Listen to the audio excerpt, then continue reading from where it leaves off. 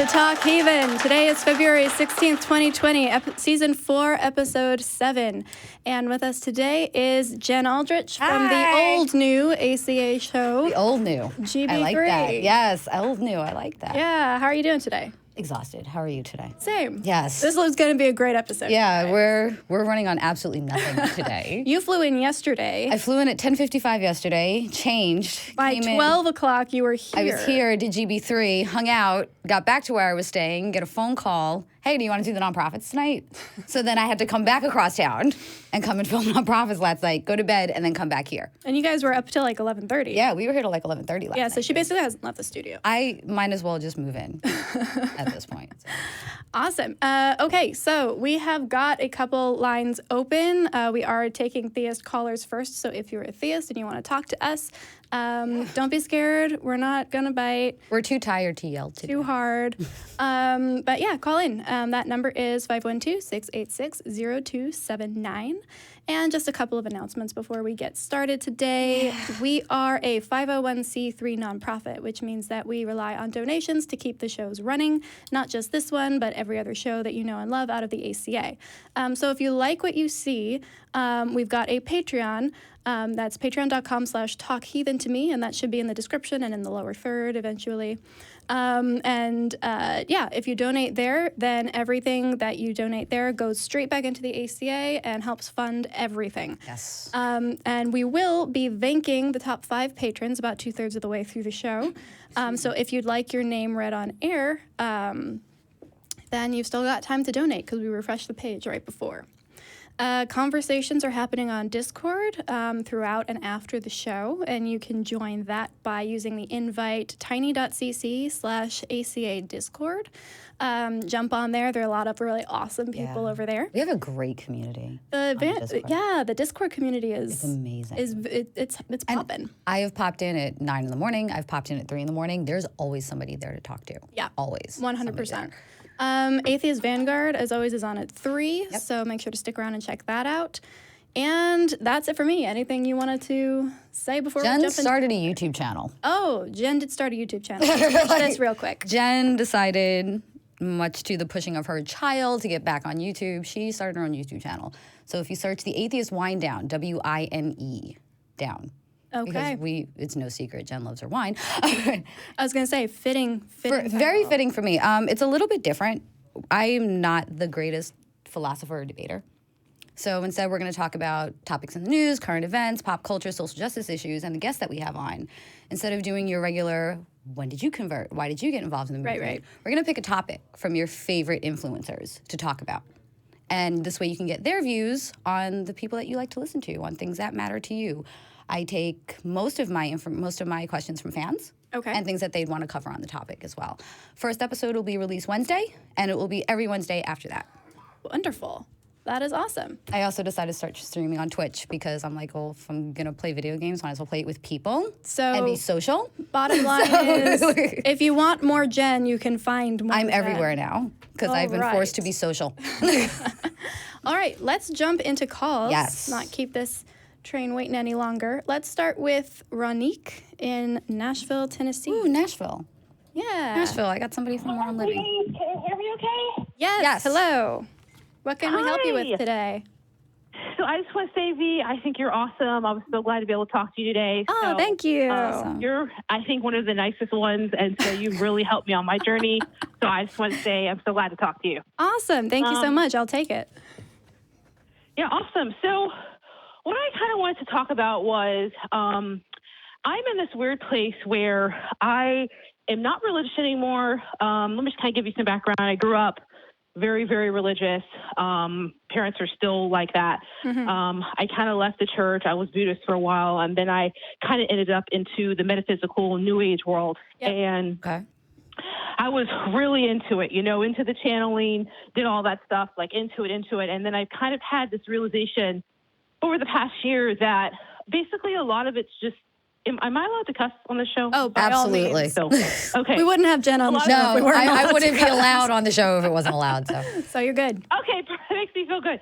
A lot of it's bullshit, like a lot of it's basically repackaged Christianity or religion. Yeah. And so I'm in this really weird place because I'm not going to lie. I've had experiences that would be considered supernatural. I'm not saying that they are or not, if I believe in them. I'm just saying I've had experiences, so it's kind of made me wonder. But then also, I just don't feel like I have a spiritual community anymore because, everyone just believes in nonsense. And like, it's one side, is telling me, oh, you need Jesus, I'm going to pray for you. And then the other side's like law of attraction. You can attract away diseases and you can metaphysically do anything you want. And then, when I give some pushback, well, like my son was born with a really rare liver disease. I'm and sorry it caused him to have 3 brain hemorrhages.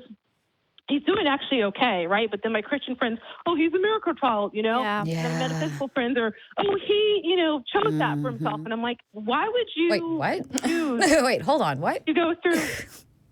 Oh, yeah, they like literally think that like babies can like attract stuff to them. Like I've actually had arguments with people. And so it's like, why would you attract 3 brain hemorrhages to yourself and your special needs for the rest of your life? You know what I mean? Like, why would you attract that? And so I just am in this weird space because I just feel like I have, no one to talk to. And I just recently found out I had some health problems. And so it was the same thing, just go on a vegan diet or just metaphysically, read Louise Hay's book and change life. And it's like, okay, but all those people still die of horrible diseases. Like they don't even follow, like their own practices, like don't even work. And so, and then the channeling stuff is just bullshit. So it's just, I'm in a weird spot where I kind of don't really know like how to have these conversations with people because it's like with the metaphysical people and myself, that was one for many years, they don't see themselves as the same as like Christians when it's like the same thing. And then a lot of the metaphysical new age community, you get a lot of people who are kind of both, and like, they're still kind of Christian come to find out, but then they're not, but they have this weird, liberal quote unquote version of Christianity. And it's like, but that's not the reality. You know what I mean? Exactly. And like, don't try to change it now after hundreds of years of it doing bad. And so, like, I think, I just basically want to ask, like, because I know I saw, like, I YouTubed and, like, I noticed you guys don't do a lot talking to, like, New Age, and I feel like there's a lot of atheists and skepticism against religious people, but there's not so much against, like, the New Age people and, like, the law of attraction kind of nonsense people. Right. Oh, no, I give criticism to them all the time. So. I need to start listening to your show because then, I do have a son. Like I said, he's doing really well. I'm really actually surprised how he turned out. But it's just like, because I don't go to church, and I don't believe in the metaphysical churches and stuff, it's like, where is he going to go to learn, you know what I mean, how to be like a good person in a way with other kids that you would get in church, And right. So, so I'm just in this weird spot. So I don't know if you guys can help me. I don't know. I just want to. I actually right now live in Clarksville, which is about an hour west of Nashville. Oh, you live? I live in Clarksville. Nice. Yeah, until I moved down to Austin. So, and I also have a special needs child. I have a son with autism. And that was a big thing for me too, was where am I going to find the sense of community of people who are going to not judge him and not say that this is what God wants you to go through and, God's doing this to test your strength. There is actually the Sunday Assembly in Nashville that is a wonderful atheist community. Really? The Sunday Assembly. What is it called? It's called Sunday Assembly in Nashville. That is I'm writing it down. a wonderful community. They put on events. They have get-togethers. There's a lot of kids. There's a lot of kids within it, too. And a lot of us are special needs parents as well that are part of Sunday Assembly. And from there, there's other organizations and other atheist groups in Nashville as well. So there's a really good atheist community in Nashville that you can work into. That's awesome. I didn't know that. Yeah, I can't believe you're actually from here. I'm not from there. I moved down to Clarksville about 13 years ago.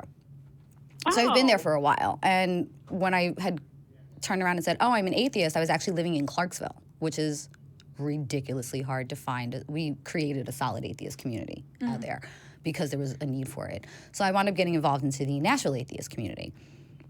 They're everywhere, but they're unseen. Is the best way to put it. Definitely look into Sunday Assembly though with Nashville. They do meet up on Sundays and they sit in the talk. I think there's a breakfast meetup that they do. There's a huge look for them on Facebook. There's a huge network of people on Facebook as well and even Clarksville Atheist has a lot of people that are in Nashville. If you look for Clarksville Atheist on Facebook, you'll find a bunch of us in the area. Like a lot of us are parents. Awesome. So the community is Thank there. you for telling me. The community is there. Okay. Yeah, for sure. Yeah. I think in terms of how to talk to your friends and your, I'm assuming family members potentially as well, who are either Christian or more into the metaphysical woo-y aspects of things. Yeah, that's really tricky. There are definitely times where I will be going through something and I will not tell people who otherwise I would want to, because I know that the reaction is going to be, oh, I'll pray for you, or, oh, well, this is happening because you've moved away from the faith, and if you come back, everything will be fine, and all of these kinds of platitudes that not only are useless, but also When you're upset and in that moment for somebody to say, I'll pray for you, it's like, Yeah, Right, it's incredibly right. insulting. It's It's insulting to me. Yeah, it is. It can definitely be insulting, and I 100% feel that.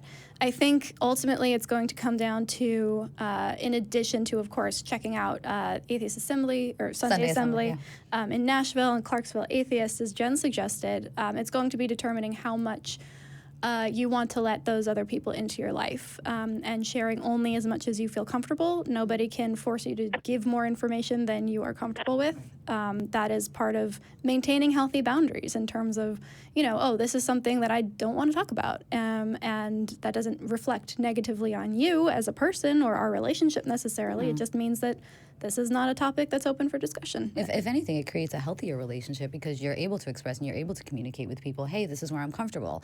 And it's a good measure of, well, if they overstep that boundary and if they keep overstepping that boundary, then this person clearly they're not concerned with my health and my comfortability. Right, exactly. I'm also a firm believer in no is a full sentence. No is a full sentence. So what I would say is you can, instead of touching on it and trying to argue it, say, I understand these are your views. This is what I routinely go through with my family, with my son's autistic, and it's a God thing. We have differing views on that, and I'm not comfortable talking about my child, and I'm putting that out there now. And if they bring it up again, just say no. No, we're not discussing this. I am the parent, and walk away. Okay, that's true. Yeah, I'm very firm on things like that. Good point. Yeah. Anything else we can help you with today, Ronique? No, I think you guys, you nailed it, because that's, the frustration is like exactly that, both communities, it's like, I feel like the new age stuff is a little bit, I don't want to say worse than Christianity. I'm not going to say that. They're both its own, entity, but it's like the new age people, they don't see themselves doing the same thing, like they really think they're right. So it's kind of like, and because they're backed by quantum physics and quote unquote and all that. Oh, I love the ones that attach science to the new age. And I love those people. I love them. A lot of them do that with me, and so then I'm like, it's hard for me to even argue that, because it's like there's so much misinformation on top of misinformation that I don't even know where to start. You know what I mean? And well, a good way to kind of shut down those conversations as well is just say, oh, that sounds interesting. I will do more research. Yeah, or you could say, I'm not really well versed in this. I haven't really looked into it, so I don't want to have a talk and bring out things that I may be giving wrong information for. So give me some time and maybe we'll revisit this. Right. Yeah. There's nothing scarier to someone who's doing a Gish Gallop, if you know what that is, presenting a lot of false information at once and pretending like they know what they're talking about, than someone sitting there taking notes. That's terrifying. And then citing that they're the ones that said it, Right. So, yeah, I think making sure that if you are getting kind of an overload of information that maybe is going over your head or is designed to make you feel flummoxed or like you don't know what you're talking about, then definitely say, okay, thank you for telling me. I will do more research. I'll look into that. Yeah. Right. And you don't have to. That can be the end of that conversation. You never have to think about it again. But they kind of walk away with a smile, going, "Oh, they may learn something that I think I know." And it's a very low key way to de-escalate a situation and get you out of the conversation, which can be helpful sometimes. Oh, I see what you're saying, because it's like don't even. So then, if I don't want to take up too much time, I have other callers. But like, how would you argue against the law of attraction in particular? Because I feel like that. You know what I mean? The heart is like I'm having to even argue. I used to have a job. To try to explain them what. I used to be a relationship. Shortly, but I don't know. You ladies, I don't know. I'm sorry. I know. What's your name? I apologize. Jen. New ladies. Jen Aldrich.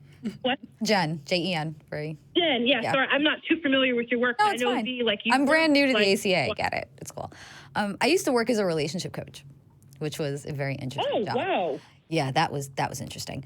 But a lot of our coaches and one of our bosses was big on the law of attraction, like huge on it. And I was sitting in a company meeting, and they were like, well, what do you think of it? And I very plainly, I think it's bullshit. Well, how do you explain that it happens? I said, because you're thinking about things. And so you're kind of subconsciously doing things. Because part of the law of attraction is thinking and manifesting and then doing. And I'm like, oh, so you're just setting things in motion for shit to happen. Right. That's all it is. You're physically going, okay, I'm going to dedicate my thoughts and my time to this. And then you wind up making it happen. So it's not so much this thing that you're pulling out of thin air. It's you're working to get the goal that you want. Right. And another example that I would use is, do you know how... I'm not sure this happens to everybody, but I know this happens to me. When I was looking for a car, right? And I was like, this is the car I want. I want the car that I had at the time was a white Toyota Camry, right? It's like, okay, this is the kind of car I want. And then I started seeing it everywhere on the road. I was like, why does everyone all of a sudden have this kind of car? Yeah, it's not that all of a sudden Toyota Camrys are the best cars ever to own. Right. It's you're thinking about it. So you notice it more. Yeah. Yeah, it's kind of ties into the concept of primacy and the idea that you can have a primacy bias, which is the things that happen most recently are the things that you give more weight to and you reflect on more. So things that you are constantly having at the forefront of your mind, you will pay more attention to, and you will notice the hits and dismiss the misses. And it can be useful. As a concept, if you want to prime yourself to notice a certain thing, then that's a way to hack your brain to make that happen. But it's not the universe, it's your brain doing its thing. It's like getting into a new relationship or getting into a breakup or breaking up. If you're in a new relationship, you suddenly start noticing all your friends are now in new relationships. And then these songs and everything somebody will talk about, you'll think about this conversation with this new person that you're with. Or if you're going through a breakup, it's even the most mundane conversations are like, oh my God, we talked about this during my breakup. And normally if you're in a regular pattern, you don't think about this. But because it just happened and you're actively thinking it in your mind, suddenly everything relates to it. Right. It is a thing that happens, but it's us as people with brains as opposed to the universe and the doing human, something. Yeah, the human structure of loving patterns. Right. Yeah.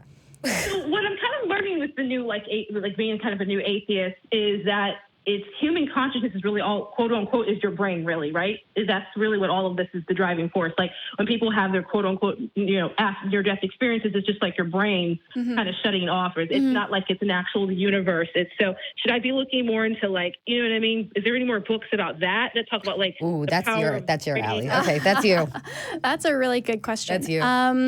That depends. I am not super well versed in psychology, but something that you could do, I know Anti-Citizen X on YouTube has an amazing series on psychology and how it intersects with philosophy and religion and atheism specifically. So I definitely check out their channel. And then if you want other recommendations, I can do a little bit of digging. If you want to send me an email at v@atheist-community.org. That will be probably in the description. And you can let me know if you have any more questions, and I'll try and get you some extra resources. I will do that. Thank you. You guys, really, you guys do great work. I know you probably hear this all the time, but it's just, if it wasn't for channels like this and other stuff, I really don't know where I would be. So it's and I'm African American too, so it's in our community it's even worse with the spiritual stuff than other stuff. Another community you may be able to look into is Black Nonbelievers. They do have a Nashville chapter, and it's centered around people of color converting out of atheism, because we in the community understand that's even a smaller subset, and you guys go through unique experiences coming out of religion than, say, a white person would. Check out Black Nonbelievers as well. Give them a shout. For some reason, and the Black community is, it's very religious and believes in the thing that caused them to begin slavery to begin with. So it's little things like that that's never made sense to me. And look into Black Nonbelievers. They do have a Nashville chapter as well. Perfect. And they have get-togethers and outings and everything too. Wonderful. Awesome. Well, thank you, ladies. You have a great day, and I'll email you, and we'll go from there. Please do. Awesome. Thank you so much for calling in. And then I will check out your channel as well. What is your channel called? Mine is the Atheist Wind Down and GB3. Godless Bitches. It's here. The mic's in the way. I know. Right? Oh, I was waiting to work that in. Okay. All right. Jenna Belk and I do Godless Bitches as well. Yes. And that's every month on Sunday. Yes, first Sunday of every month. Yes, perfect. All right. Thank you so much, Ronique. Have a lovely rest of your day. Thank you for calling. That was a good one. That was a good call. See, you said that nobody called in with kid questions. And I finally got a kid question. Okay. I can leave now. Bye. All right. I want to go to Hayden in Newark. Oh, you are just priming me today, aren't you? Okay. Hi, Hayden. How are you doing today? Hi, Hayden. Hey, I'm doing good today. How are you? Doing good. Pretty well. What can we help you with today? Well, I wanted to talk about my beliefs in relation to atheists. Okay. So, Let's cover what your beliefs are first. What do you believe? Like in relation to atheists or spiritually in general? We just want to make sure that we understand where you're coming from. Yes. So just set us up with a very quick, what are you? Are you a Christian? Are you Buddhist? Are you Muslim? Well, I believe in something. I'm searching for a belief system, I guess. I wouldn't call myself a Christian. Okay. So we know where you're coming. Right. Where That your gives view's us coming good from. grounding Okay. to continue the conversation. So thank you. So what do you believe about atheists then? I believe that atheists sort of adopt this sort of, I don't want to say like a superiority complex, but a sort of like, I'm more intelligent than you. I need to talk down to you and make you feel like a lesser person because you're an atheist, because you're a theist. And I don't like that. And I was wondering what your opinions on that was. Because I called in about this last week, and a lot of people proved my point in the comments. Well, So okay. Okay. So- Okay. Let me take this first. Go ahead. Go ahead. This will go one of two ways. Yeah. And I'm going to let you lead this one. So, okay. Hayden, so my first thought is that, yeah, I agree with you to a certain extent. There are atheists out there that are insufferable. Oh, yeah. And they are very loud, especially in things like YouTube comments and YouTube in general. YouTube in general and on Twitter. And there's a whole subsection of atheism that just happens on Twitter and Tumblr and all of these websites where it's really bad. Like not to knock anybody, but there are certain groups that post memes basically all day. And they're the worst fucking memes of like, haha, gotcha, we're atheists, so we're smarter. And it's not helpful, and I do my best to not do that. Some of them are funny, some of them, scratch an itch, I guess. Yeah. But at the same time, it's not a good scratch a petty itch conversation. every once in a while, and it's like, oh, I want to be Right. petty. This is cute. But yeah, I think on one level, that's accurate. Yeah. I think on another level, this might be coming back to the whole primacy bias thing we were talking about with the last caller, where if you are looking for a specific type of person to act in a specific type of way, you're going to see it more often. And you're going to look for the clue that this is how they are being in everything they say, right? Right. So my question for you is, how have you come to the conclusion that it is atheists in general and not specific people who also happen to be atheists? Because I feel like people who used to not be atheists and then became atheists, Okay. then it suddenly, it's like something transforms in them and they like sort of gain some sort of bragging rights wherein they suddenly become this sort of atheist archetype that I'm describing. And that doesn't happen with all of them, but I've seen it happen where they've gained this if they become an atheist, or they lose that sort of archetype if they become a theist again. I have to ask, is this coming from individual one-on-one conversations that you're having, or are you watching atheist influencers and atheist personalities that you're kind of gathering this from? I'd say it's both. It's one-on-one conversations with atheists and so-called skeptics, and then also what it's platform though? Are these one-on-one conversations you're having in person with people you know, Or are you kind of going into Twitter and going into Discord and kind of seeking atheists to question? I've had conversations in real life, too. It's personal experience with myself and other people. I was going to say, because if you're on Twitter and Discord and, like, actively hunting loud atheists, you're going to get a loud atheist. Oh. Yeah, you're going to get a loud and obnoxious atheist. Yeah. Yeah, I agree with V. There are some, and I love my community, but some of you are like, you are literally no worse than the Christians yelling at us and coming into our space and having to bulldoze into these spaces that you're so superior. Mm-hmm. I especially understand new atheists. Well, yeah, that's what I was going to jump in on that as well. I think that what you're picking up on is what people in the atheist community call the angry atheist phase. And this is something that is real, and it does happen. I went through it. I look back at old Twitter account happenings, and I'm like, oh, no. delete. No, I don't delete it. I own that shit. I'm like, this was me. I was an atheist, bro, and I am so sorry. Oh. I was. Sorry. No, but yeah, what you're picking up on, especially talking about deconverts from other religions, it is a huge undertaking and a huge process of breaking everything down, at least in that category of your thought processes, and building it back up. So a lot of people, rightly, I would say, feel like they've got a better understanding of themselves. Right. They've got a better understanding of the world and their place in it. And sometimes it's very anger-driven. They feel like they were lied to, and now they figured and then comes in the emotional component, which is, they're fucking angry because they feel betrayed. They feel like they've been given a false view of the world, and now people in their lives are probably shunning them or telling them that they are going to hell. And all of this is very emotionally triggering.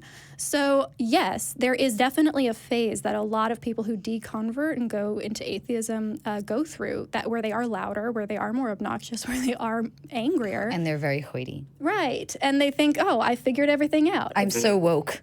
It's kind of like, well, the woke atheist is a whole other Venn diagram. We don't have enough time on this show to get into that part.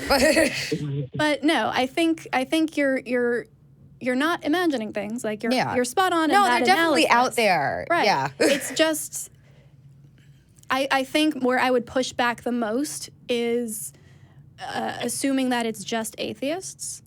Or having an issue with atheists being haughty and being full of themselves or superior in particular. Yeah. Have you talked to a Southern Baptist Christian church representative recently? Not to call out any specific denomination, but there are some. That made me tired just hearing it. There are some. They're in every group, right? Mm-hmm. In every single group, there are going to be those loud, obnoxious people that probably feel super passionate about what they believe or don't. But just are grating. And sadly, they're the loudest, so they're the people that are going to draw you into the conversation even more. I would honestly say, take a step back, especially if you find a group of atheists, or you see especially on Twitter, if you see a thread on atheist discussions, and don't immediately jump in, because then it's like, whoa, you're immediately on the attack. This person's immediately coming at me as soon as I open my mouth. So that's going to make people a little bit more defensive. Sit back, hear the conversation out, figure which way it's going, and if they're getting on the hoity, I'm so much better than you because everything is science now, which... if it's going that way, just go, okay, maybe this isn't the conversation for me to engage in. Right. Or maybe there is somebody else who is engaging in the conversation that is equally as tired, and you can engage in a conversation with them. Right. You don't need to have conversations with every person, especially if they are being kind of aggravating and annoying. And condescending. But I would say just taken away, I don't look at the sandwich board street preacher with a megaphone on the side of the street yelling at people that they're going to hell as a representation of all Christians, right? Because I understand that that's a specific type of person, and they probably have motivations for doing it that way, and I disagree with it, and I think it's annoying as fuck, and I wish they'd shut up and go away, but also that is that person. I call them atheist preachers, is what I call them. So there's I think my takeaway from this for you would be making sure that you don't lump everybody into the same category just because they share a label. Guilt by association cuts out a lot of really good people that could teach it. I mean, I have polytheistic friends, I have monotheistic friends that aren't crazy. Yeah, you're going to hell, and they're some of the best people in the world, but I didn't paint with the broad brush. Right. So yeah, take a step back, watch the conversations first, and then see. Okay, maybe these are not the kind of people I want to engage with. Maybe these are. Because I promise you, not all of it, not all atheists are like that. We'll refer back to science and we'll say, well, I've studied this, but not all of us are like, I've studied this and I have a degree and this is why your opinion is no longer important. No, not all of us are like that. Yeah. Some of us try not to be. Exactly.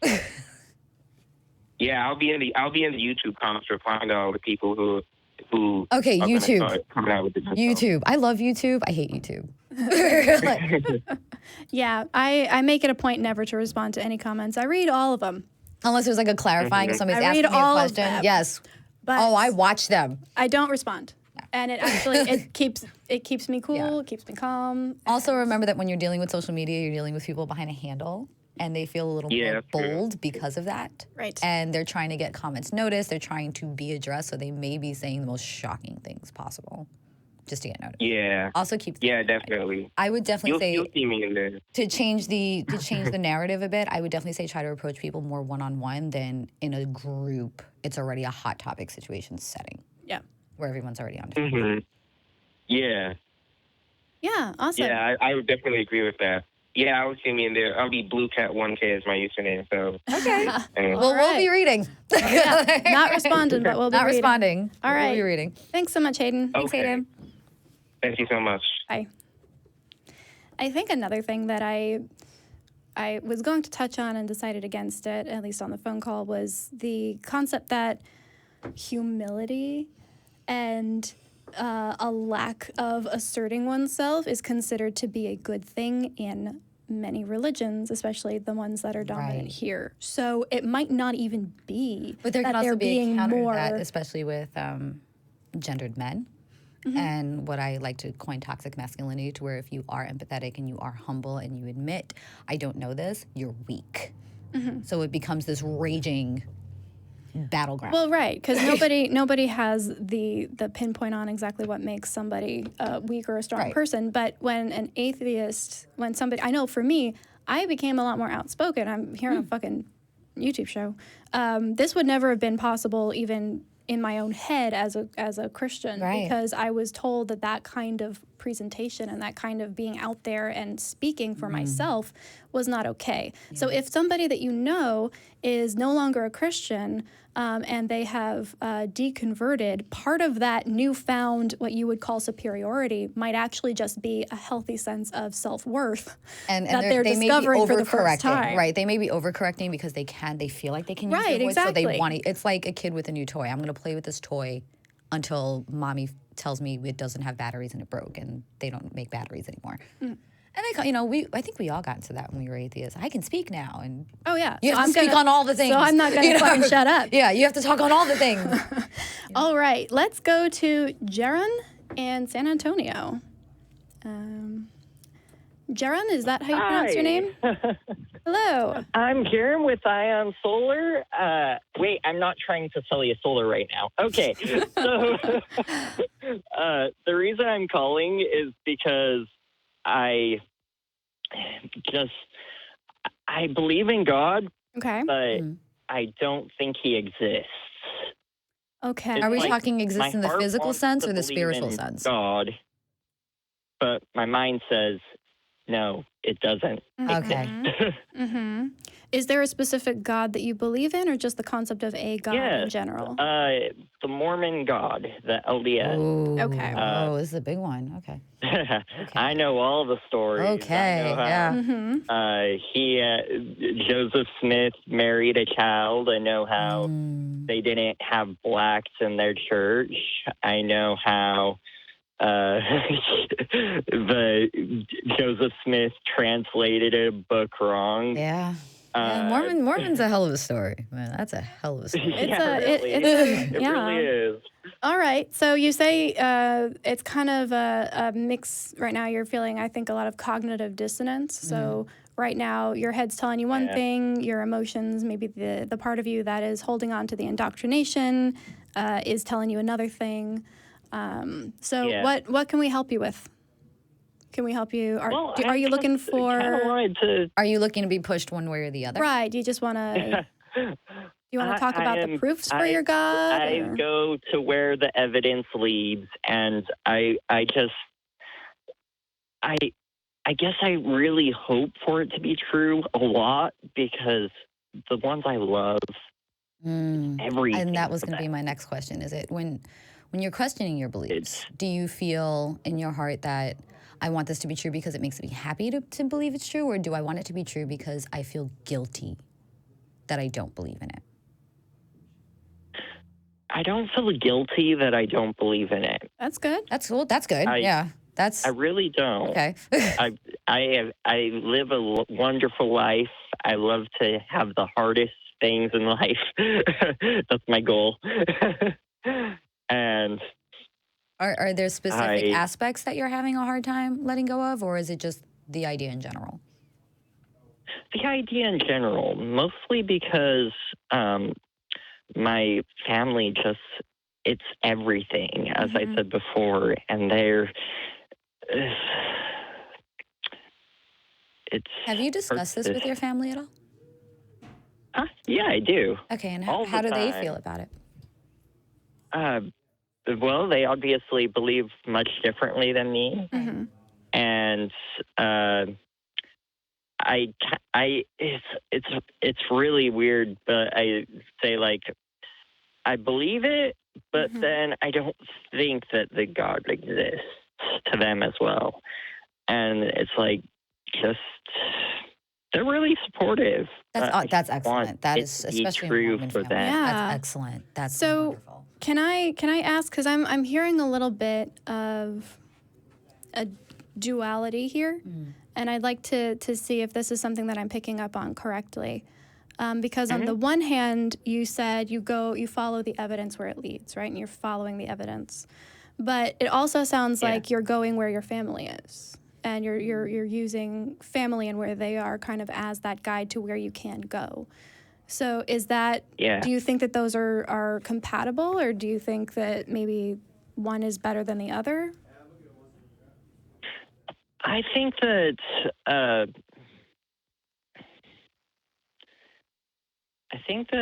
following the evidence is really good. I really like that. It's hard to say which one I think is better. I mean, is just are you finding reasons to also think and believe in evidence that God is real, or is it just I don't want this to not be true? I just don't want this to not be true. Are you new in exploring your beliefs? Is this something that's, like, say, been with you last year? I actually have been to the Atheist Experience headquarters. He's quite a few been here. times. Awesome. Jaron Angel. Oh, very, very Jaron Angel. So that's news, nice to talk to you again. Yeah, right. I forget your name. Jen V. Huh? Jen and V. Jen and V. Yeah. Jenna and... No, Jen. We're not going to get me in. Jen. This happens all the time. There is also a Jenna. There's a Jenna. Yes, apparently. This is Jen, and there's a lot of Jens and Jennas in atheism. It's freaky. So is that... Who's the other person? Me, I'm V. That's V. V. Oh, yes, I know you. Yeah. So it's more of just I want it to be true, because I get that, family ties, tradition. Oh yeah. No, and when I was deconverting, I wanted it to be true too. I had nights where I just wept because I felt like I was losing something beautiful. And it's not something that a lot of people who deconvert talk about, is that grief and that wanting for something to be true. Because as bad as certain elements of religion are, and they're numerous, and we talk about them most on this show, but there are some really comforting things about religion, right? There is that element of community and certainty, and and it's how things work, and that things are being looked after by someone who's all powerful, and you don't have to worry. It's this guiding figure that's been with you since childhood and teenagers and adulthood that you're now separating from. Right. It is the end of a relationship, even if the other person never existed in the first place. There is a mourning period, yes. Right. So I think that what you're feeling is completely understandable, but I would caution you against giving it more weight than what your brain is saying to you. because there's a reason that you don't believe it anymore.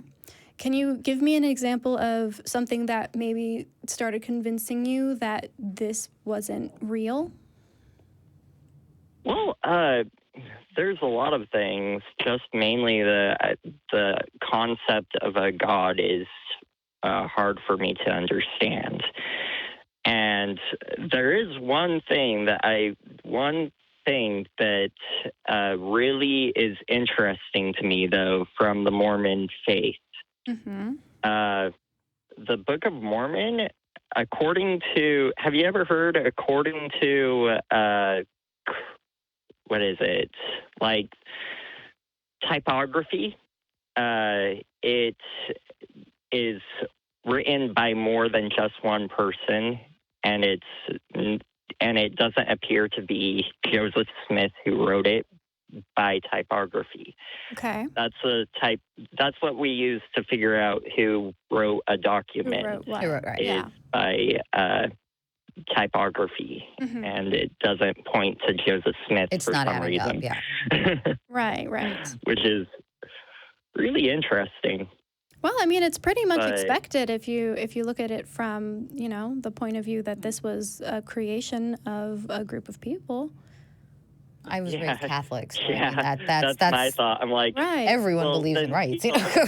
there's also his friends that he's been writing it with, and then they've been putting their words together and combining it to be really weird. So typography probably can't even tell you who it was.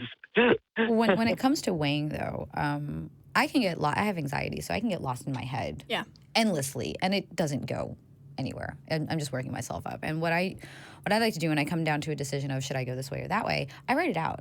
Mm-hmm. And maybe that's something to try is, set up a list of what my brain is telling me and then what my heart is telling me and then compare the two. And when you're able to look at it on paper and just kind of see it in black and white, it's easier to balance the scales. Yeah.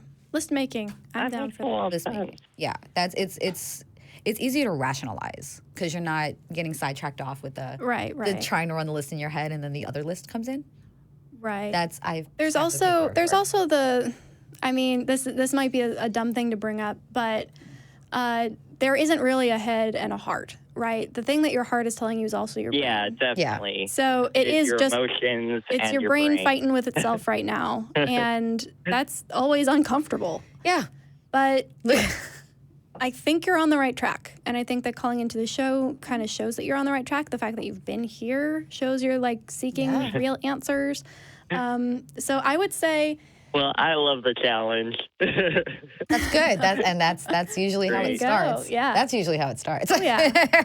So yeah, I think what I would suggest based on what I'm hearing from you today is to continue to follow the evidence where it leads, because I think that that's a good strategy. Yes. I would get behind that. And it's not going to happen overnight. No, exactly. Yeah. So don't hold yourself to a timeline that other people are, whatever your decision is, don't hold yourself to it. Well, you have to pray and come back tonight. Or you have to read this book and see that, this is the right way and you have to do it by tomorrow, right? Yeah. Like this is going to be a process that takes as long as it needs to take. For some people, it takes their whole lives to Yeah.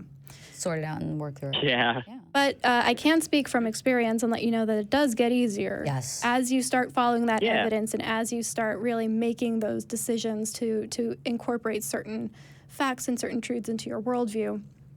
It does start I'm happy tipping with that it taking scale. as long as possible. Good. I like that ride. you're pacing and you're not But- like, I have to come to this conclusion immediately because then I have to assign myself to wherever I need to be. Right. And the Yeah. fact that your family is supportive is also very, very good. Seriously. So keep asking But questions from anyways, them.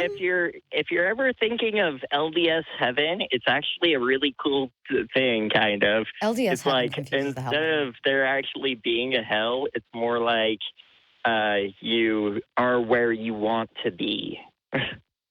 I'm in Tennessee, and let me tell You're you, that with is hell. people. So I guess I'm participating in the Mormon version of hell. Okay. I'm going to say that sounds like a supernatural episode to me, but I'm a nerd. We should totally write this into the show right now. Be like, hey. All right. Yeah. Jeron, anything else? No, it's been great talking to you. too. I look forward to coming back. Yeah, awesome. Definitely. About Definitely. hitchhiking a ride or taking Library is someone. usually open 7 days a week. Come on. Yeah, Usually come on, hang somebody's out. here. Yeah. Awesome. Well, have a good rest of your day. Thanks for calling. We'll see you then. Bye. Bye. We have some interesting ones going here. Right, I'm seeing you looking. Who do you want to Mika? take next? Mika in Sweden. Mika, yes. Hello, Mika in Sweden. Hello. Hi. Hello. How's it going? It is going well. How Is are it you? Micah or is it Mika? It's Micah Micah. Okay. from the Old Testament. Yeah, I have a friend named Micah. and that's how Okay, they spell there it. we I was go. like, wait. Probably originally Mika. Well, apologies about that. What can we help you with today? No worries, man. Well, I think I just started to do some research on atheism, and I was just very curious about it to see what the philosophy was and if there was a common belief. Mm-hmm. And and I've been listening to some of the debates, and to me, it seems like most of the debates I've heard, it seems like the atheist and the religious are somewhat on the same side of the argument. In that if you have the language and words mean something, then knowing something and believing something is not the same thing. So if I say I believe there is a God, and I say that I believe there isn't a God, I'm on the argument of saying I don't know if there is one. Okay. Okay. So my question was, what is the definition from an atheist point of view of the God that you don't believe exists? Okay. So this is a good question. Which one do you want to talk about today? Here's the thing. Play around with it, and I could say, hey, Thor in heaven, the God, I know he exists because I hear him, and I see when he sends lightning, cracking down upon us. It's the, well, there's no ice There is giants a running God around. named Thor.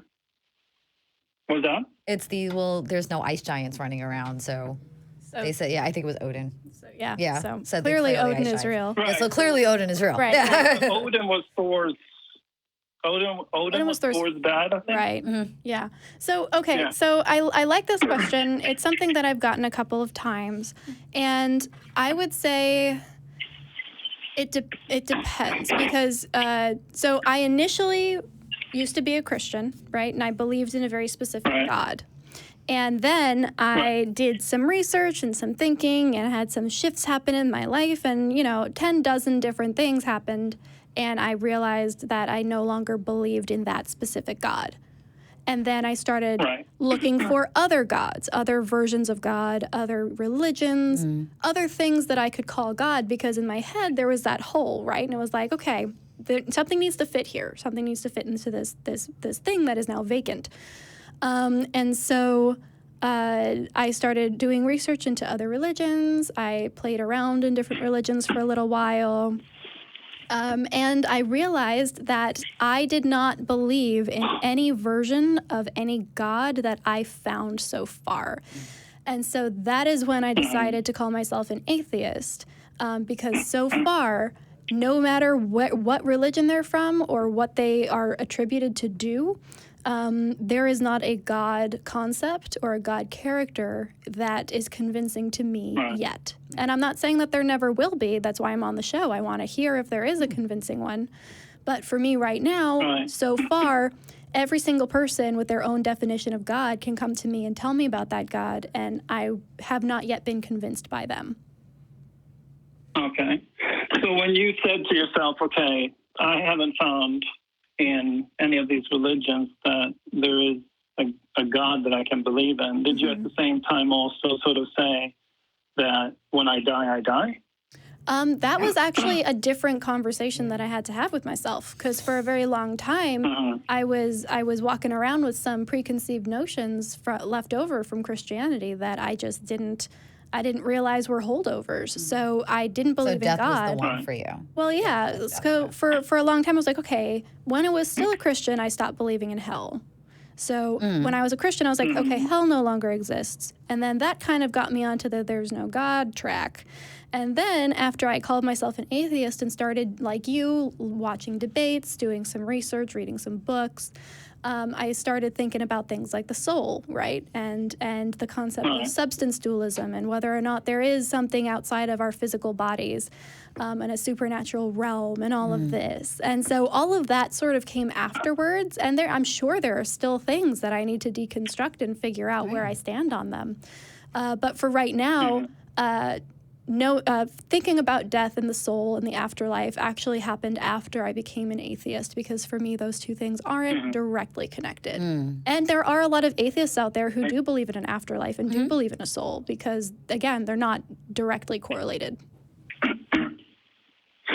Okay. So I guess my thing was in the debate that, one thing when you start off about saying, or the existence of God, I think definition of God has a very big piece to that debate, in a sense. I agree. Because I could say, hey, I don't believe there's a God, and I could be referring to Thor. Right. Exactly. Or I could be referring to, whatever God. Right. So, that's why we start every call that, with what do you believe and why. So you tell me what you believe first, and then I make a decision. We can discuss it from there. Instead of assuming that when you say, I believe in God, I know which one you're talking about. The big G God. Right. Yeah. Right, which is probably a really good place to start. Right. I agree. Definitions are 100% important. So now, if you believe in it or don't believe in it, does it really make a difference? Because you're saying to the person or as a whole? Does it make a difference to the whole person? or to you personally? As far as the existence, confirming the existence of it, doesn't really make a difference. Yeah. So what I was sort of looking at was, if you look at what's around me and the body that I'm in, and I look at everything around me, and logically, I know what's chaos. I know what's just random chaos. And I also know what intelligence looks like, in a sense, right? Okay. So if I, for instance, looked at a building, if I'm a logical person, I would say someone with intelligence built that. There's a thought behind it. It's, it's constructed. It would be impossible for that thing to just appear and fall together. Nails coming out of the ground, forming as metal and forming as nails and windows and all that. So I kind of know that there was some sort of intelligence behind it. And when I look at nature, I look at my body, I look at the intelligence behind it. I occupy this, meat and flesh and bone, but there are millions of things happening that I don't consciously do. They're just happening. So then I say, well, there's a difference between that and chaos. There's intelligence there that I don't know what it is and I can't explain it, but I know that it's there. So if I have the liberty to bring the definition of God into a debate, why wouldn't I just bring that into a debate and say, I know God from that perspective. I may not know the rest. I may not know the reason. I may not know, why I'm here or what put me here in a sense, but I know I didn't create myself. So there's something intelligent that's doing that, and it's different from chaos. It's different from dirt on the ground. Well, okay. So I think I see what you're saying, and it feels to me kind of like a look at the trees argument. Yeah, I was thinking. But thank you for pulling that out of my head. Okay. Here's the difference that I want to bring up a couple things. First of all, the options are not intentional intelligence and chaos. Those are two ends of a spectrum, but those aren't the only options. That's a false dichotomy. Nobody who understands biology and science thinks that the world is just complete chaos, because then we couldn't have the scientific method, right? We couldn't have science if it was chaos. So you wouldn't be arguing against an atheist or skeptical position by saying it's not chaos. They would agree. Right? For the most part, not everybody. I think even a Christian or anybody that was religious would agree with that. Well, yeah, that's very few people talk about the world in terms of it being absolute chaos. So imagine I've got a jar, right? And I fill the jar with rocks. Okay? And then I put sand in the jar. The sand is going to fall through the rocks to the bottom of the jar, right? Every time. Okay. Is that the sand doing something intelligent? Is somebody making the sand fall through the rocks? Right. Or is that just the way nature happens? Is it gravity? Right. That's the law. That's the law of gravity. Yeah. Right. Doing that. Exactly. So I think a lot of what you're attributing to, oh well, it's not chaos, therefore it must be designed. I think again that's a false dichotomy. I think that a lot of what we see right now. That's not what I'm saying, though. You're saying that the process. What I'm saying is that I have the liberty to define God in a debate, in a sense, right? Right. And I'm saying, hey, well, listen, here's my God. Okay. It's the difference between that chaos and order. It's life in the body. It's how a tree grows, away from the ground, sucks up water, and has leaves, and I can appreciate it between me and that tree. Okay. That is something. That is something that's different from chaos. And I like to define that and say, well, I know that to me is God, an expression of God, not saying that I know what God is, but I'm saying I know that's not chaos. Okay, so you're basically defining God as the existence of something that is not chaos. God is the existence of order. Well, I'm talking about like that I actually exist inside of a body that is, a million times more intelligent than a house put together, right? So there's so much going on that I don't do myself, right? And I attribute that to a force that's intelligent that's not me. So it's things that can't be explained are God? Is that what you're getting at? Things that we may not have the comprehension for are God? Things that are apparently not chaos. Okay, things that are apparently not chaos that we don't understand is God, that we don't do ourselves. Okay. Oh, okay. Thank you. So things that happen. The difference between intelligence and just nothing, right? So when the wind blows, it's God. Kind of. So this vessel of the body, a million things happen every day so that it doesn't die.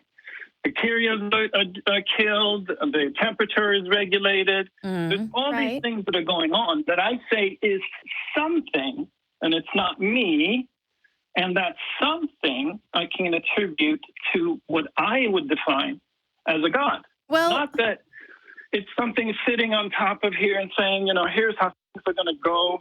Not that it's something that is made up. So are you asking how you argue against that? What was that? Are you asking how to argue against that or how to argue in favor of it?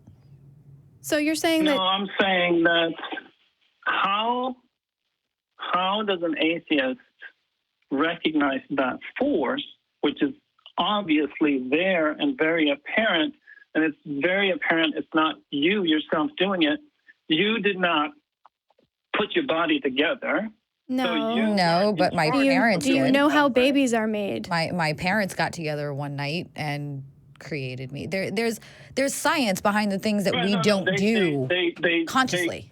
They set up the conditions for that to happen, but they don't necessarily put the veins together in the body and.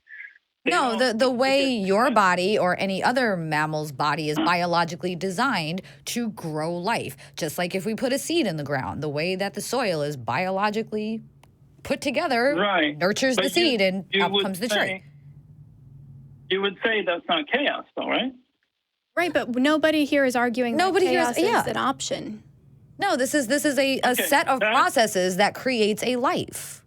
There's no chaos in that. It's chaotic to watch, sure. Yeah, there's an intelligence that drives that somehow.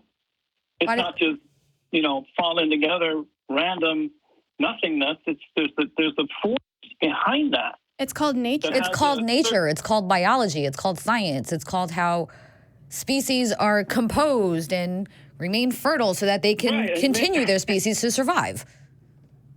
Right. There's nothing So supernatural about that. Of nature. Nature. Right. Well, nature is not chaos. It could be chaotic. Sure. But they're not okay. Yeah, but there's balance.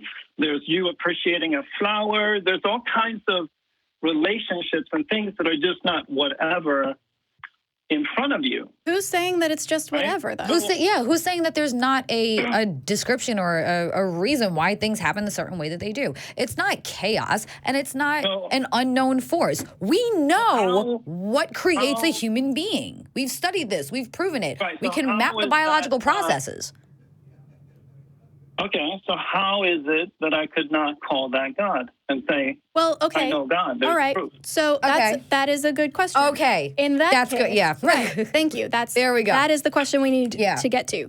Perfect. So you're saying, why can't I look at nature and call it God? And then would you be a theist if you believed that nature existed? Because I'm calling it God. Why can't I look at the intelligence behind all living things? Nature. Of trees, Nobody's saying you can't. That, and me bring that to the conversation and say, that's God. I don't need to believe in it. All right. Then I would say first I'd say, why call it God instead of nature? Right. What are you adding to this equation that isn't nature?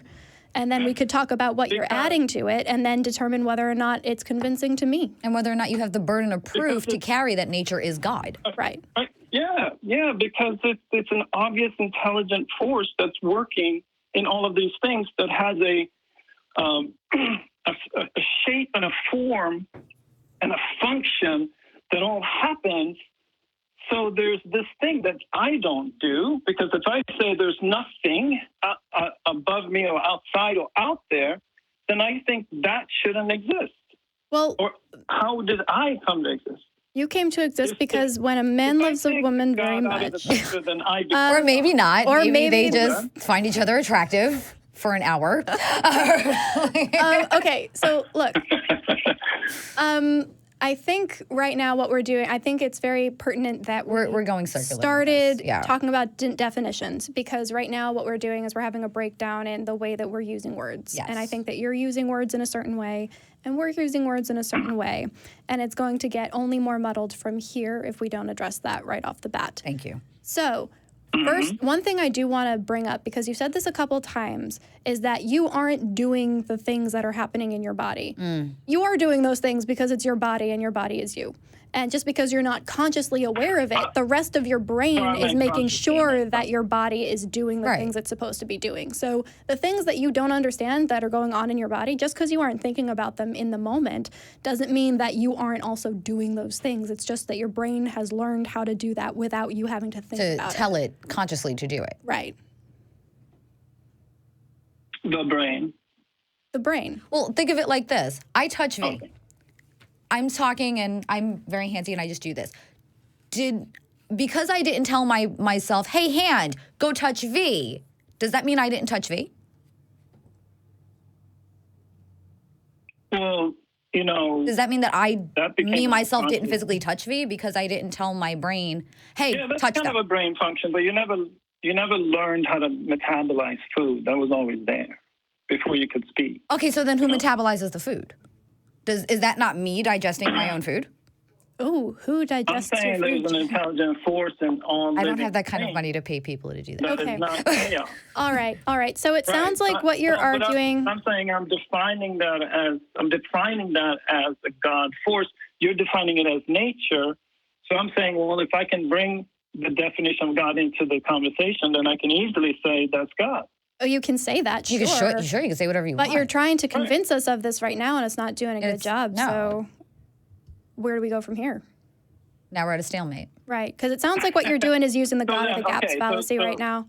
You're saying, I don't understand how this happens. I can't explain it. I'm not doing it myself, therefore God. And that's not a good explanation. No. Okay. Because we can counter that explanation with the neurons in my brain told me to touch the table. All I'm saying is that right there is something that you're not doing. We're not doing nature.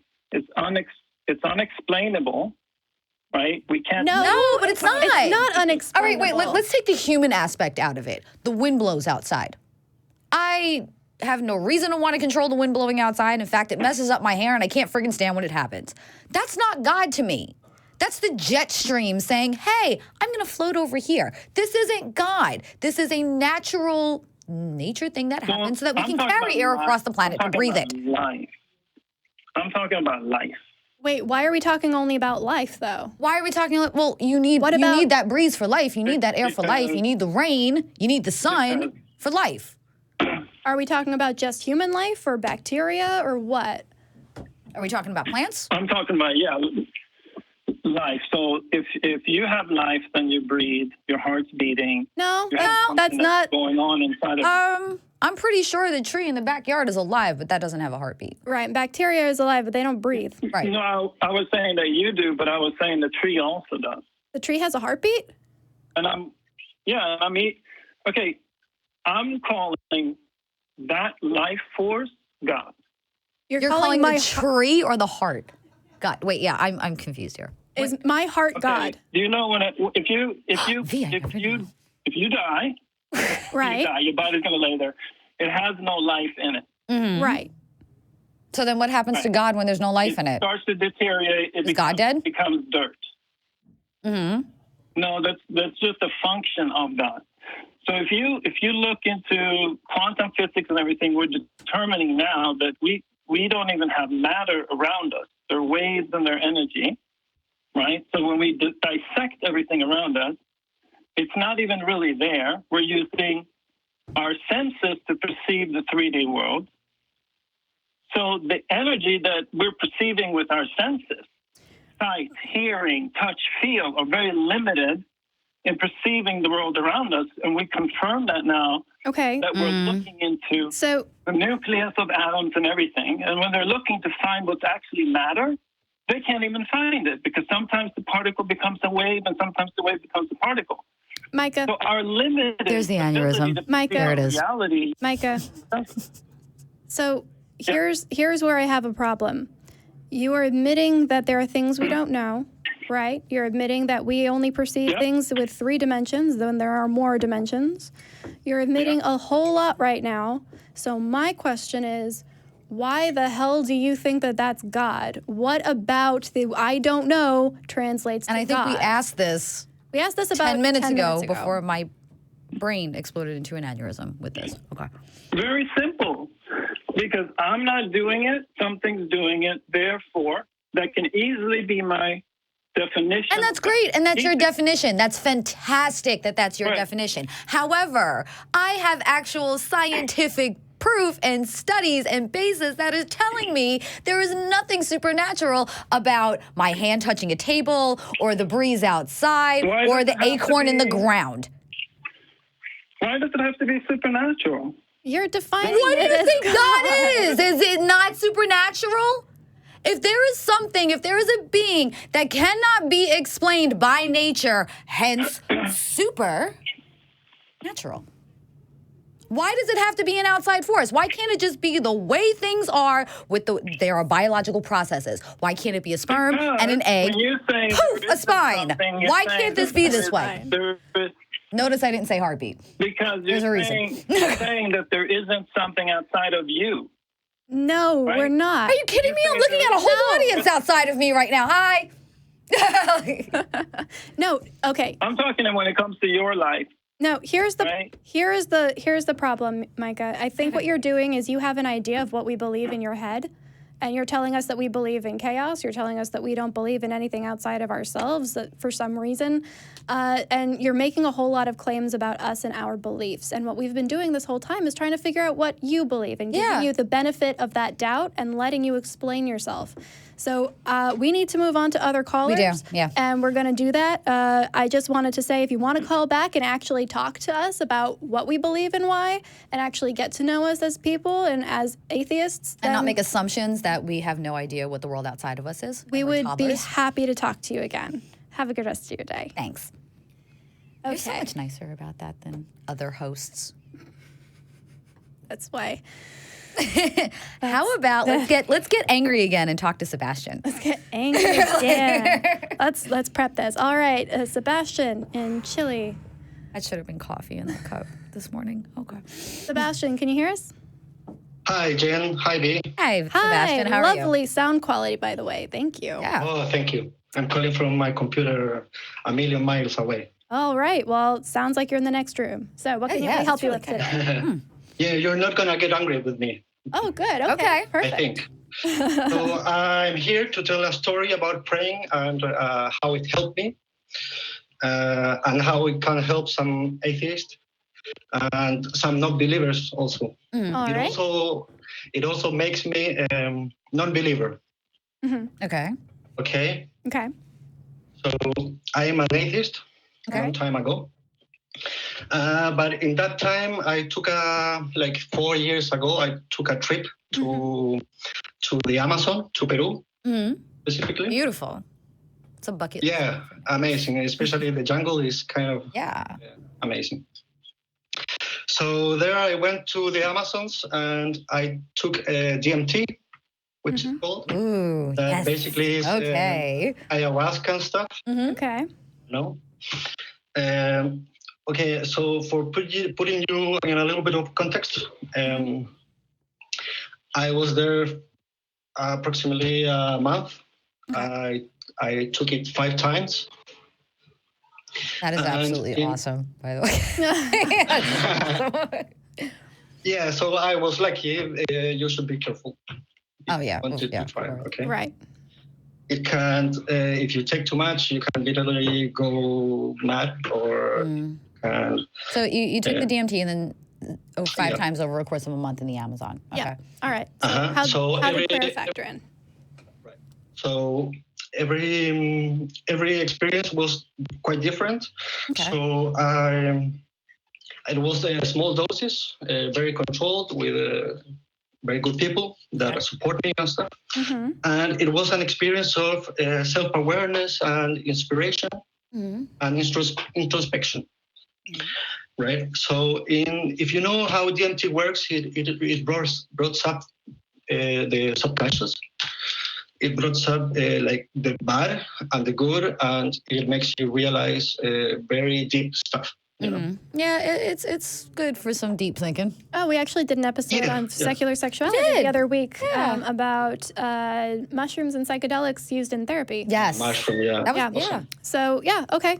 So how did let's get to the prayer part. Yeah.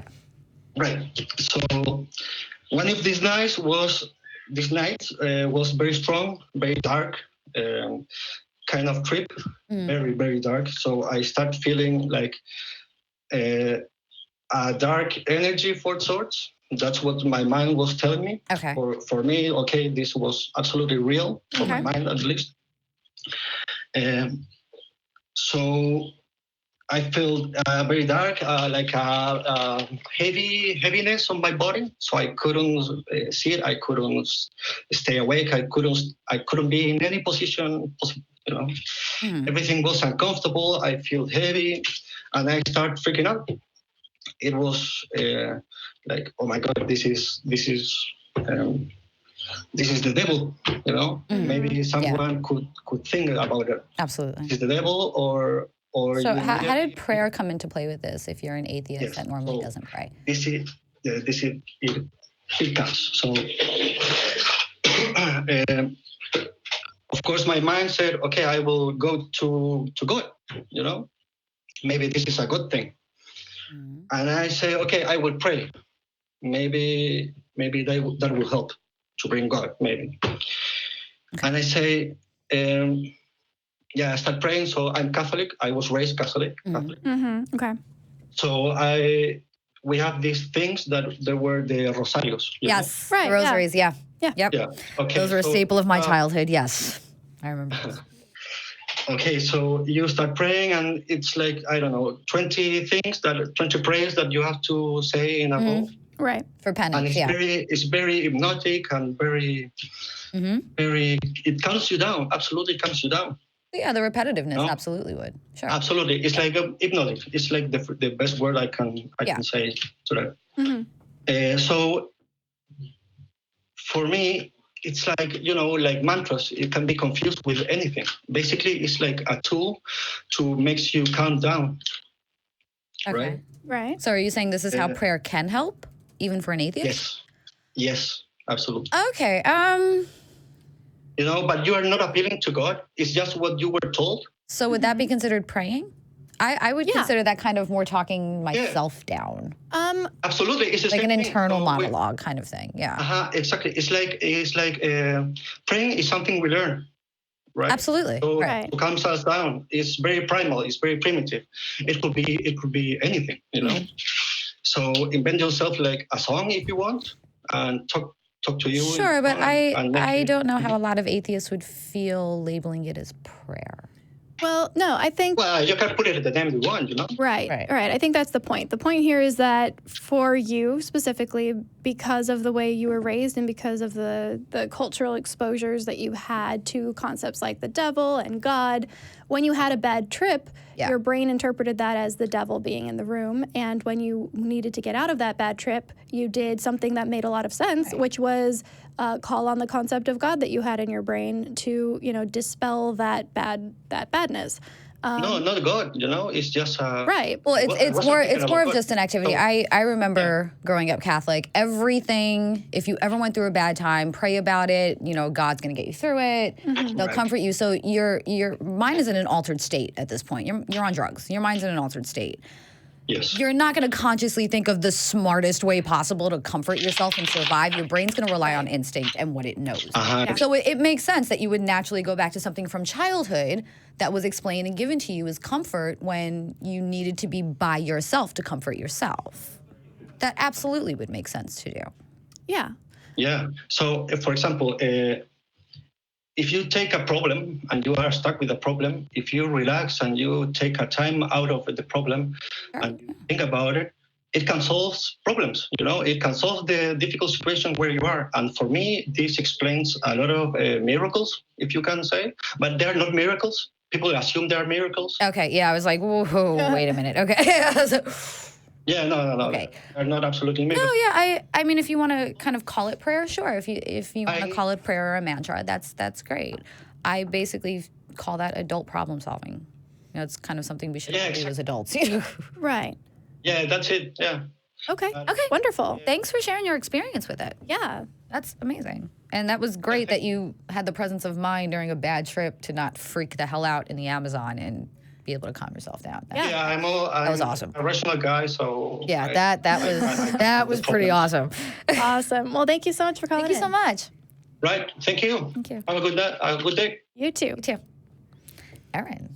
All right. Well, first, we've only got one more call on the line, but I feel bad because 2/3 of the show slipped all the way through, and I we forgot the patrons. did not thank the patrons, so I'm going to do that now. I'm refreshing the page just to make sure we're getting all of the We get caught up in the calls and latest not looking at information. clocks is the problem. That's, yeah.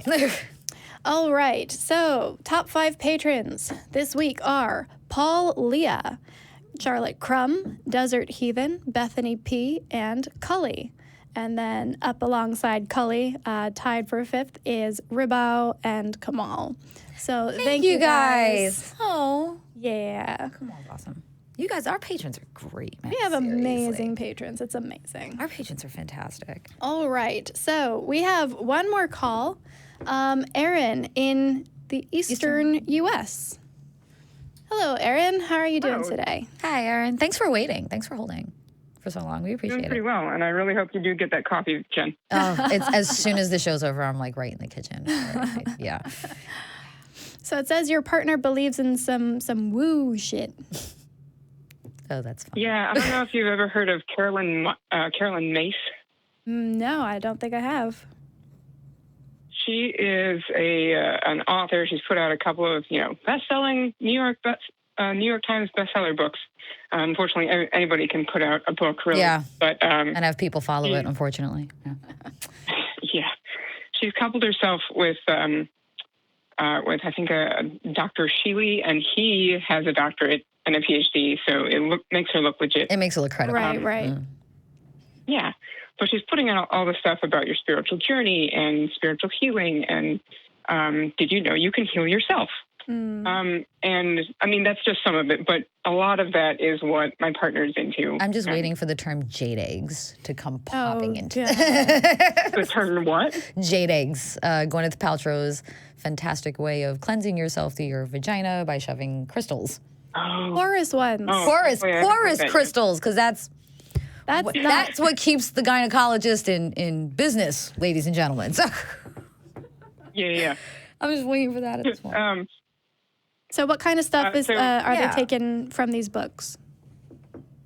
So we are in couples therapy. There's a couple of things that we do disagree on. Okay. And when they're talking, I don't know how.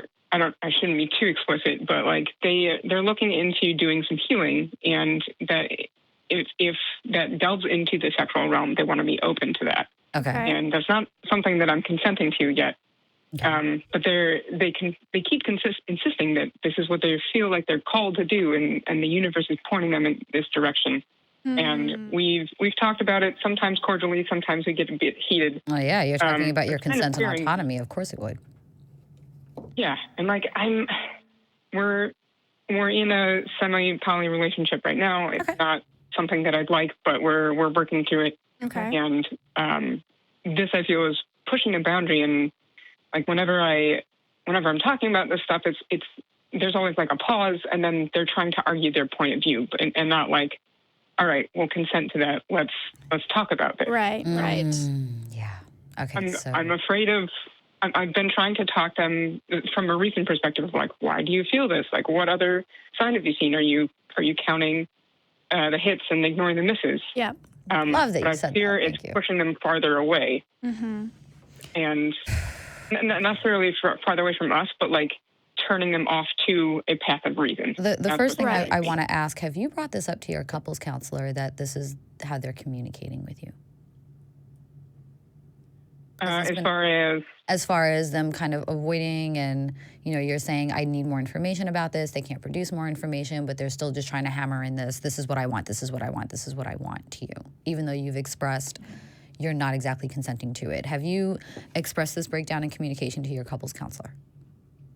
Oh yes. Okay. This is something that we're working through. Yeah, that was the first. I feel, Yeah.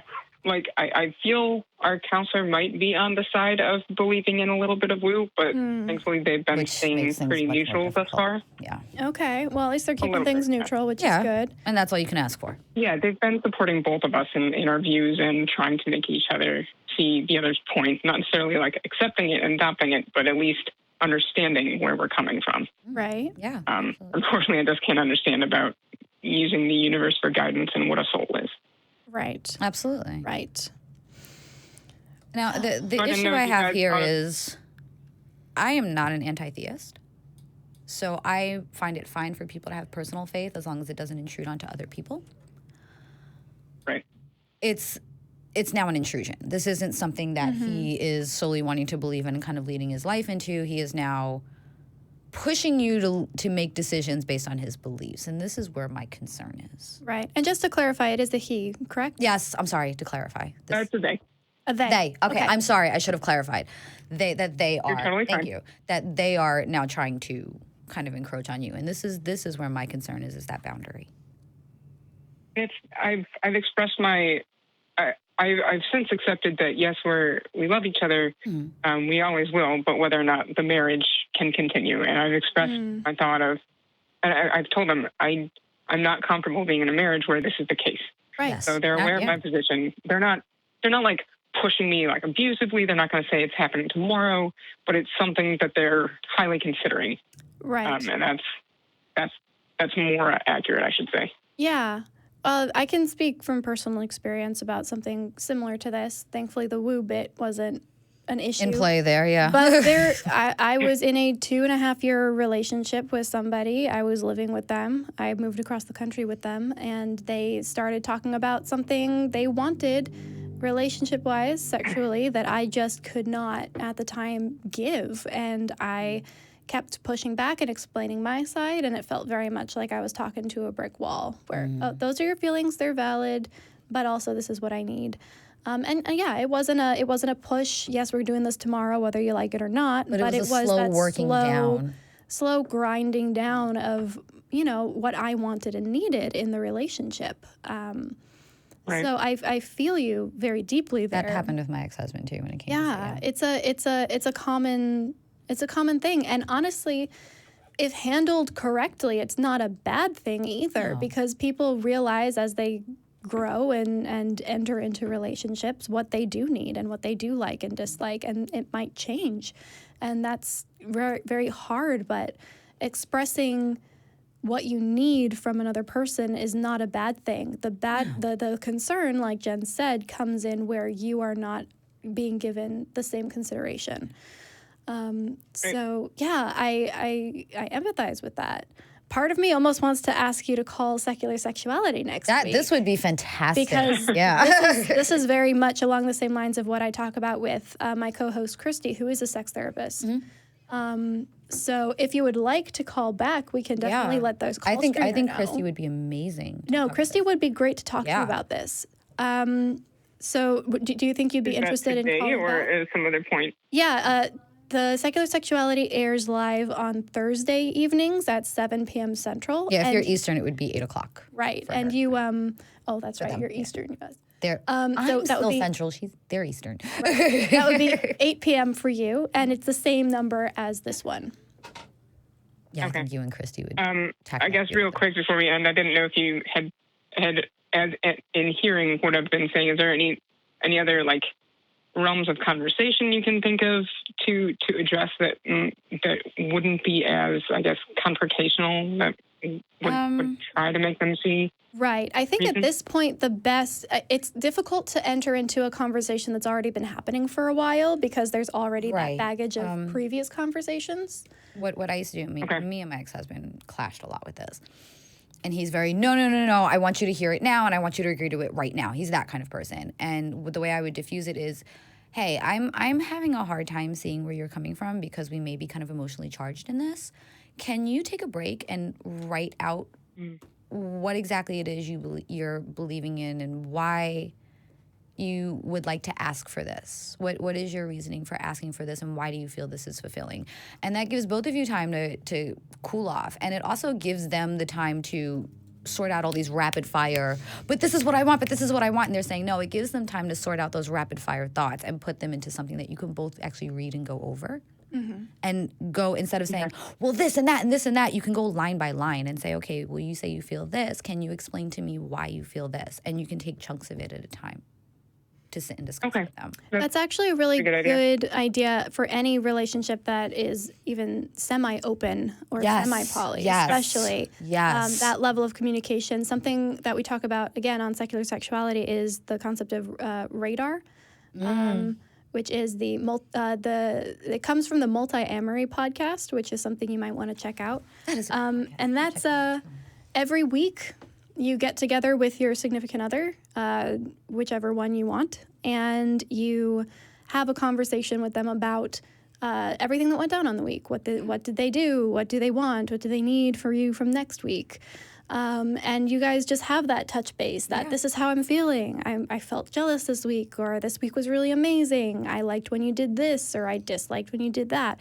That intense level of communication, over communication even, is extremely helpful.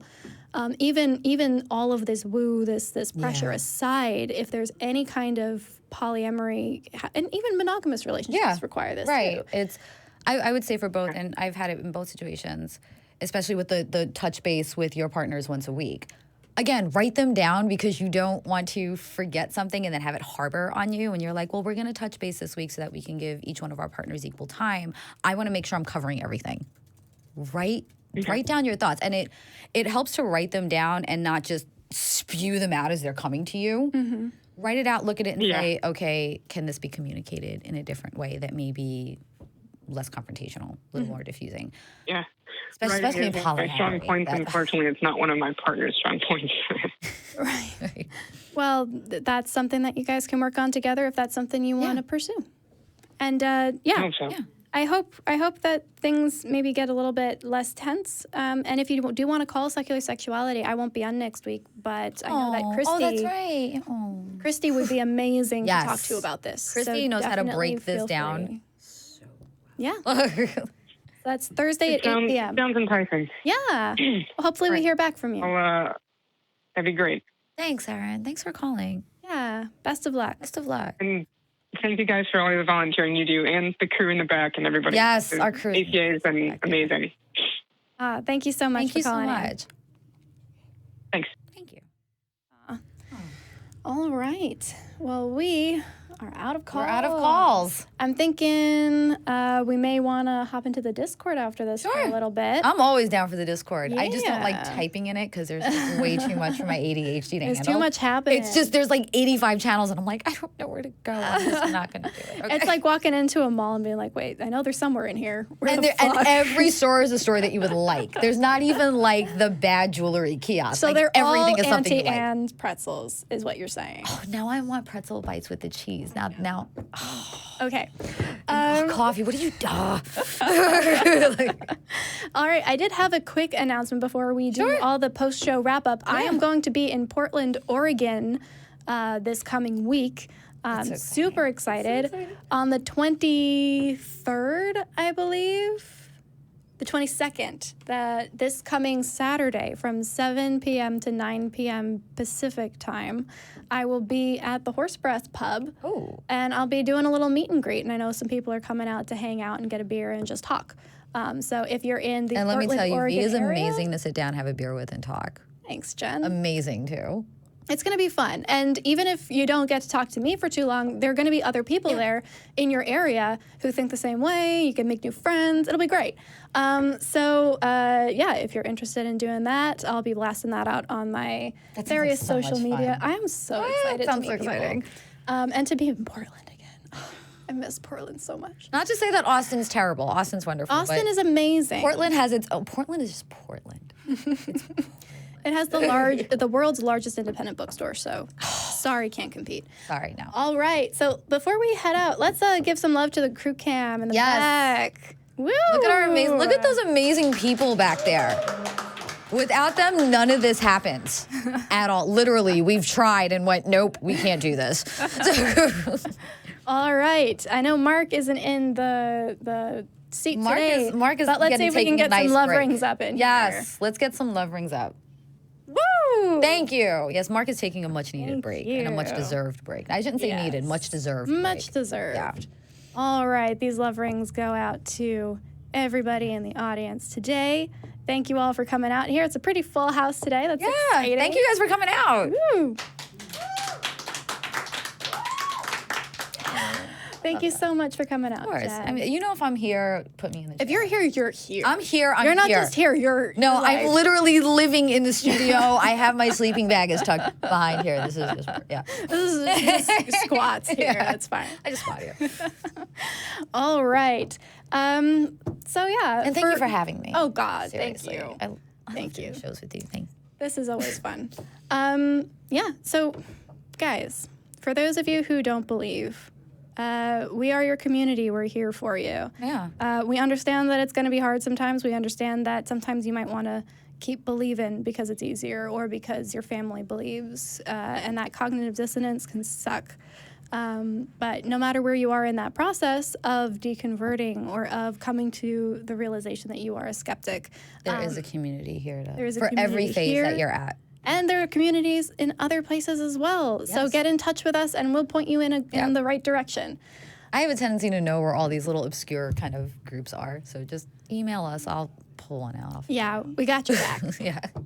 And, for those of you who do believe, we don't hate you. We just think you're wrong.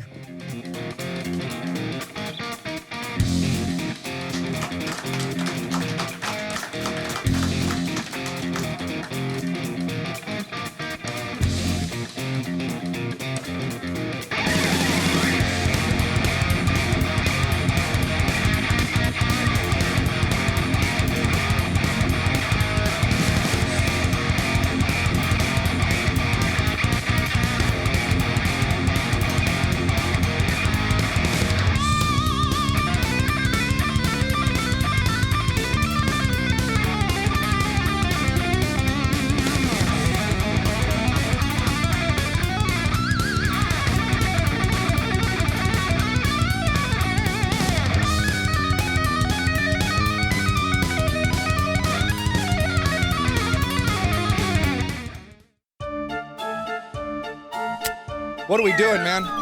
What are we doing? No, you're done.